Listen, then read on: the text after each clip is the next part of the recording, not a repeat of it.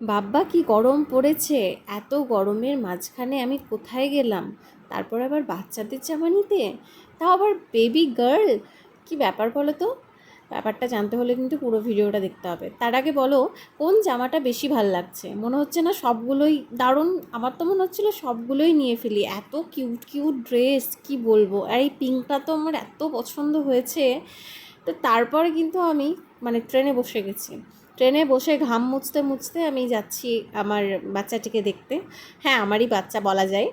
তো নিজের বলছি, তার কারণ হচ্ছে ও আমার ছোট্টবেলার বান্ধবী এবং আমরা একসঙ্গে পড়াশোনা করেছি, খেয়েছি, থেকেছি, সমস্ত কিছু করেছি। আর এই হচ্ছে তার সোনা।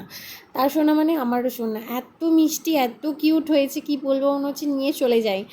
আর ওর মুখটা একদম হয়েছে ওর ঠাকুমার মতো।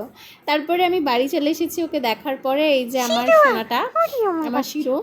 আর পরের দিন আজকে হচ্ছে জামাই ষষ্ঠী, তো জামাই ষষ্ঠীর ব্লগ কিন্তু আসতে চলেছে, তোমরা সাথে থেকো অবশ্যই।